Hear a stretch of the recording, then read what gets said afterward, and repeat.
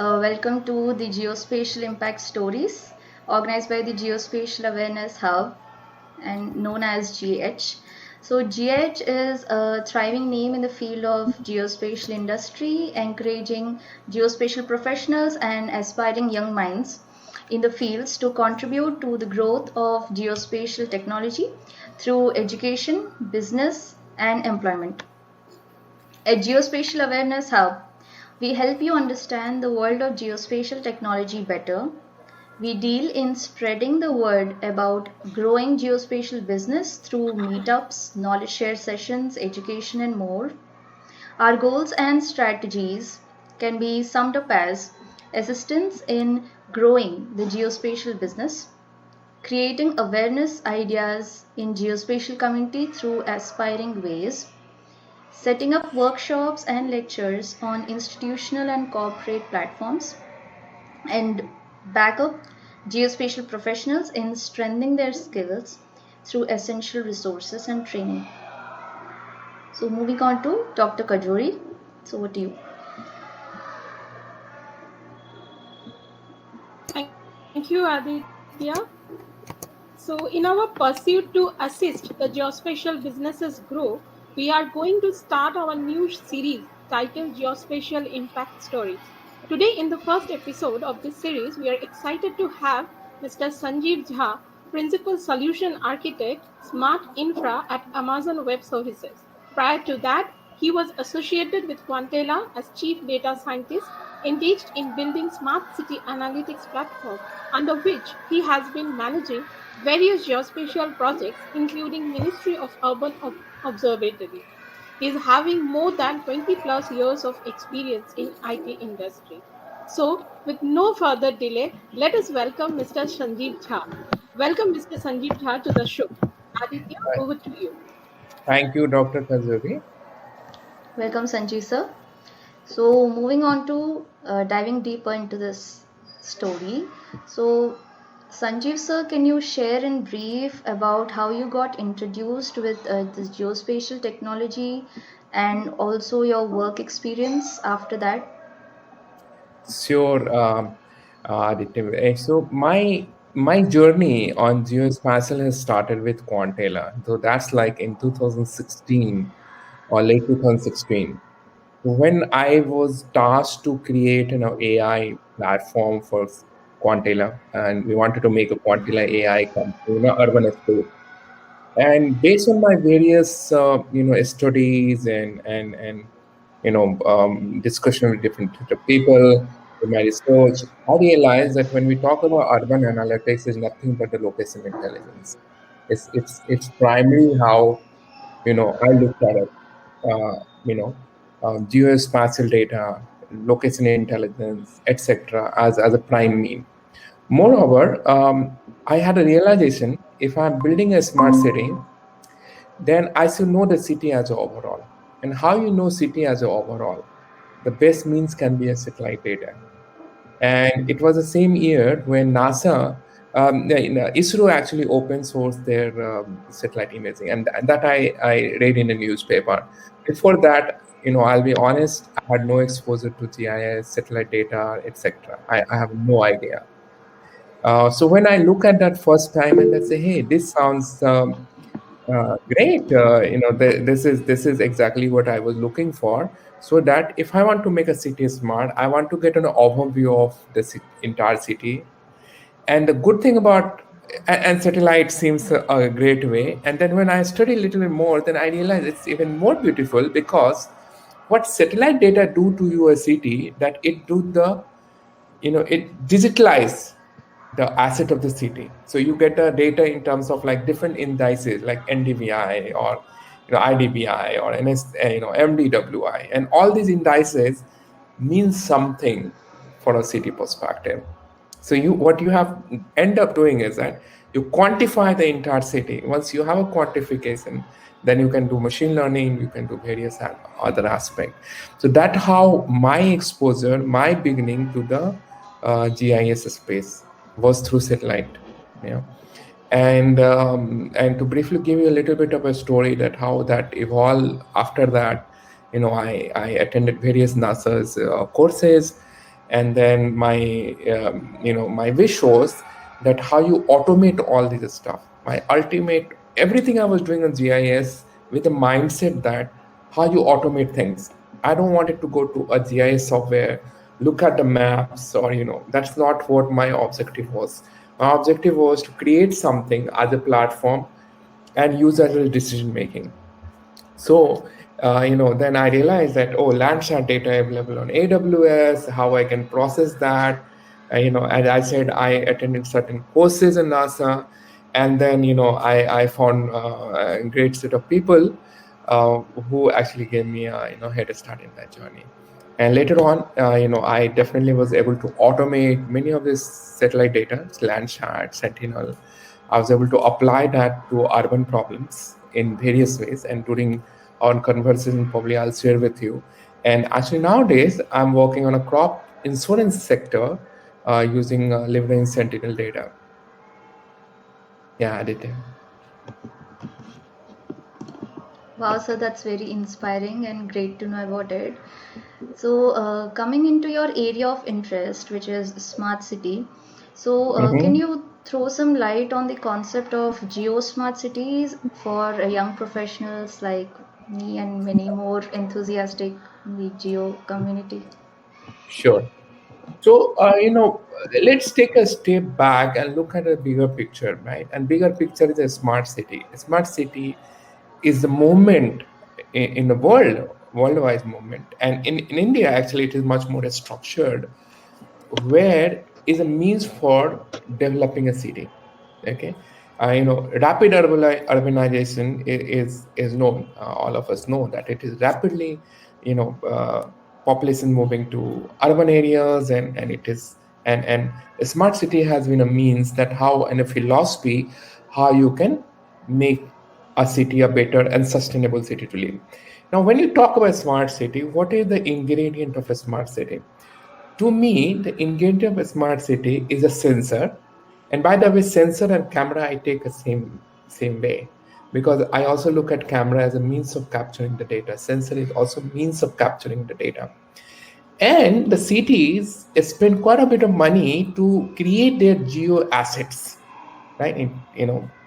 By creating layers of maps or POI and all, which is basically a dynamic of city. When you put the dynamic of city along with the sensor data, your videos data, then the real intelligence come.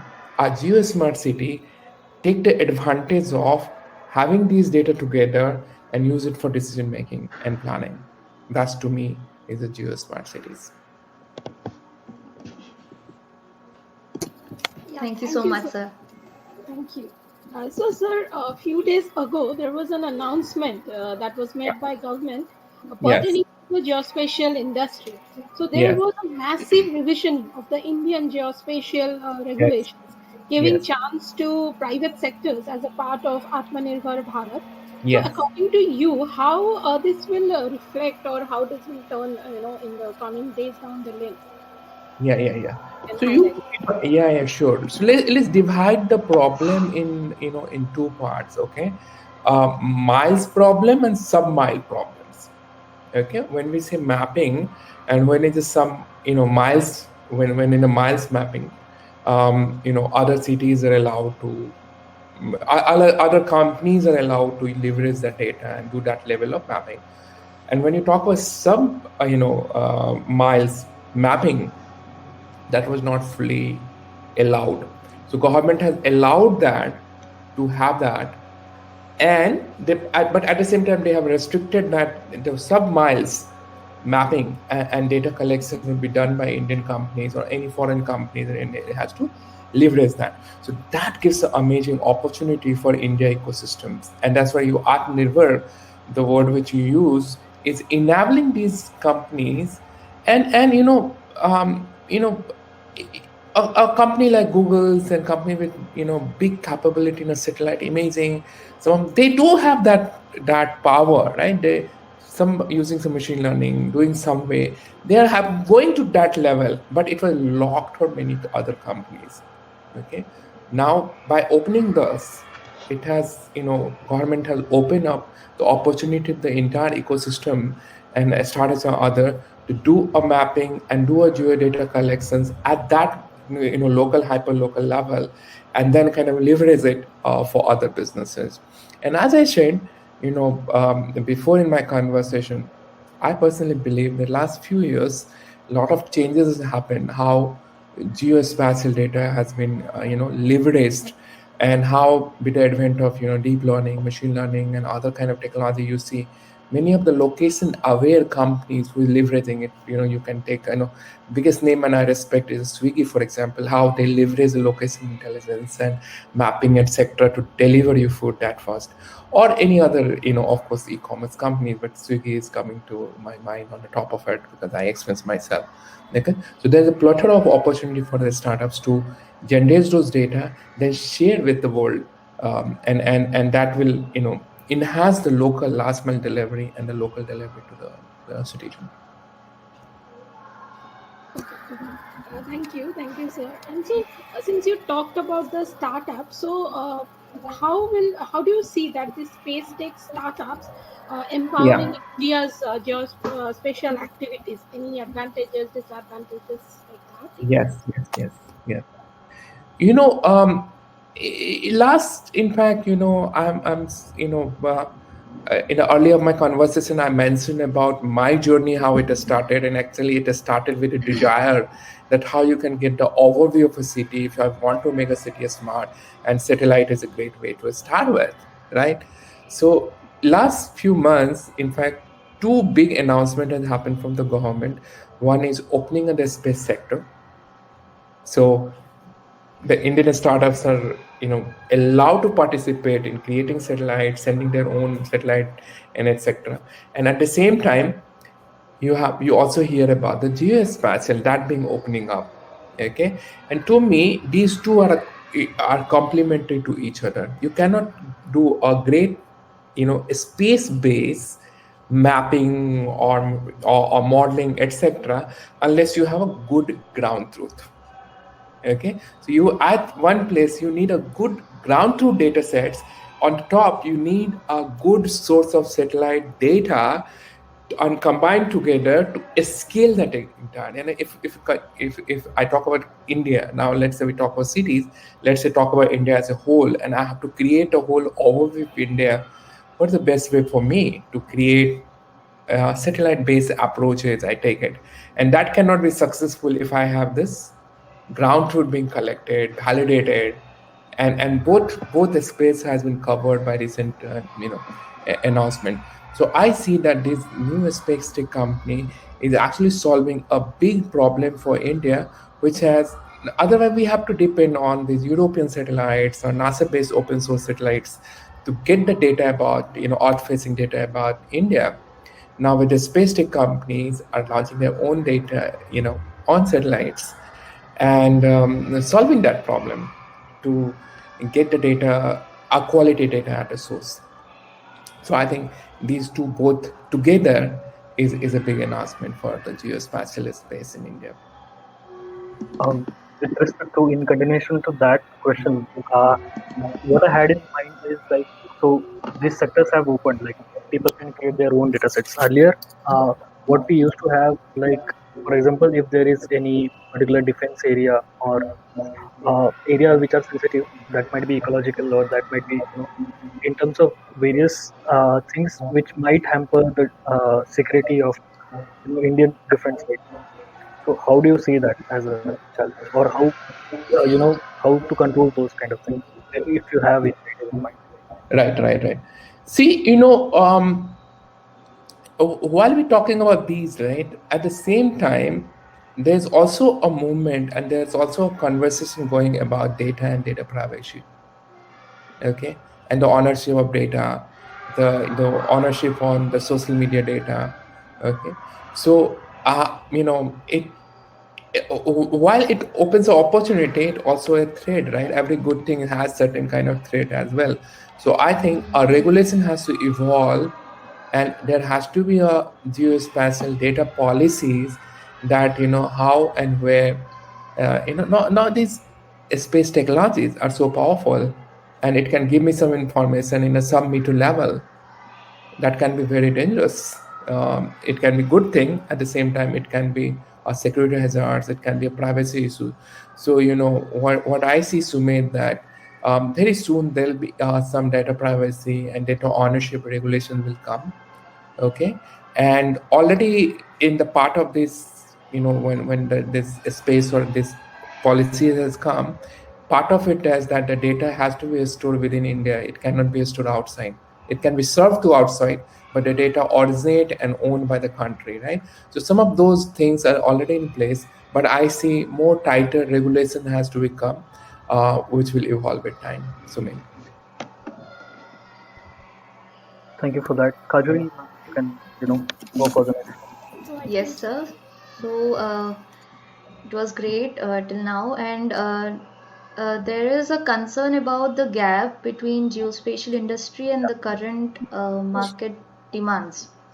So, Yes. according to you, how to address that gap between the academics and the market trends or the expectations? Yes. See, when you say demand, I have a little bit different perspective on that, Aditya. At the first place, I'm not sure the industry as a whole understand that how important geospatial data can be and how that can solve our problems. Is there enough understanding of that? And if there's not understanding of that, is there a good demand for that?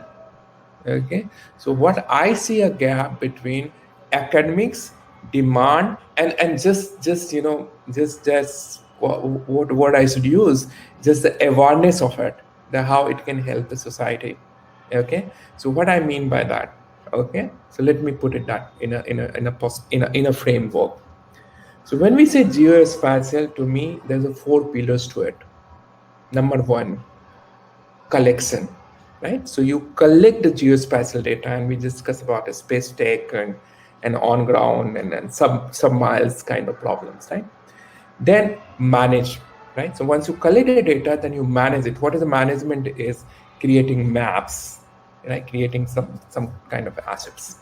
The third is the application. So you have this data now and creating the application.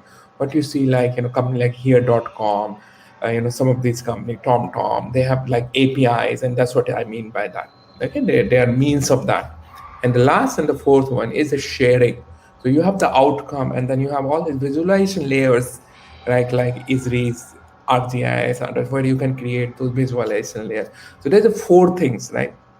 And all those four things has to come together in one platform. And I'm afraid that there's no single player I can name that who can go on all those four layers. Okay, and this is something, you mentioned about my experience with Quantela, and this is something my team and myself was really inspired about it, because Quantela was not a GIS company. Quantela was a smart city company in an application space, and we had a means to collect some data, we had a means to make some applications, API, etc. So somewhere we were trying that, but beyond that, if you ask me in the market, do we have a company or the organization, all the platform who can bring all these four together? I can't name any of those. Okay, to me, that's a huge gap between a demand, and I'll not say demand, I'll say what is needed. If there is a demand, somebody will create it, but what should be there and what is needed and what actually it is. And a good thing is that there's a rapid improvement, rapid progress happening in all those four, how things are happening. And probably we'll talk about during our conversation today night. All those four pillars are developing by themselves. Somewhere those converge has to happen, and I see that as a big gaps in the market right now, and big opportunity for the companies and startups. Thank you very much, sir. Kajuri ma'am, over to you. Yeah.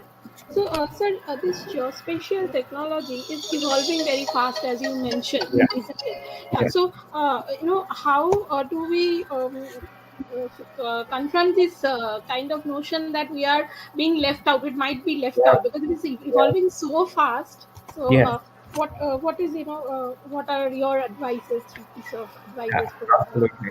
That's a great question. As a professional, as you say, as young professionals, if I talk about it, see, I'll go back to my all that four layers I talked about on a geospatial. And as I said, that all four layers are not get taught in one courses. And probably what you really need is a good software knowledge, a good civil engineering knowledge, and good geospatial. Maybe the geospatial is a subsystem of civil. Many civil engineers end up doing their advanced courses on geospatial, but and then your geospatial, and all these together has to come. So I think what in young professionals and has to start looking at a hybrid. So somewhere they have to start looking at geospatial and means of data generation, okay, data, and then this whole technology of data, the language of data, which is expressed in terms of machine learnings or deep learnings or AI, whatever means it does, and marry them. And I think they should focus on that area. They should really focus on the areas where where uh, a decision making can be ultimately done. Just showing a geospatial data in a nice map, nice visualization, I think will take it too so far. It will then again remains the tools of on a elite people. It will not come to the benefit of the citizen. So for a young professional, my advice to is ultimately understand what the geospatial is and why it is meant for. It is meant for a decision making, and they should enhance their skill on that. That will be true today. That was true 10 years back, and that is going to be true 10 years from now. That the skill should be valuable.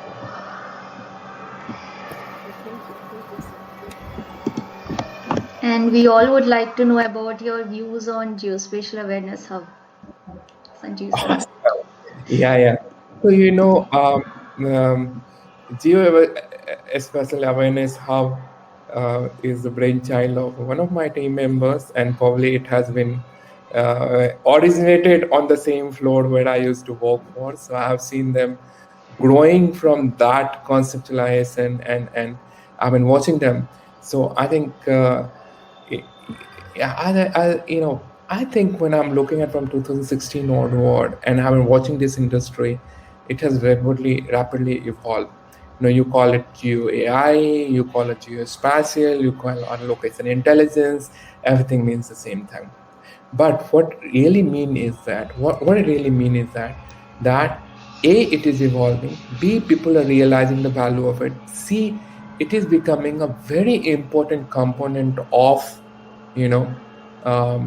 machine learning, AI, automation, RPA, robotic process automation. Right now is heavily NLP based, but I think that location intelligence will come there as well very fast. So it's a very evolving person. One person cannot do it. One skills cannot make it happen. One MTech in geospatial cannot happen, or one MTech in computer science cannot happen, right? So you need a hub, and that's a very nicely word is a hub where you need a multi-skills, passionate young people like you and me. I'm not so young, but I consider myself young as you guys are, and keep getting on a platform where you keep exchanging the notes, keep exchanging your experiences, and keep inspiring each other. So I think it's been timed so well. It has been timed so well, and I think in next 4-5 years, I think you will see that it's growing very very rapidly. Chalo, I hopefully it was if you find interesting, the others will find interesting as well. Definitely. Sure. Very Yes. inspiring, sir. Thank you. Okay, chalo. Good to hear that. Great. Yes. ठीक है, चलो. Yeah. Goodbye. Bye-bye. Good night. We'll call it. Bye, sir. Have a good night. Yeah. Bye, sir. Good night. So,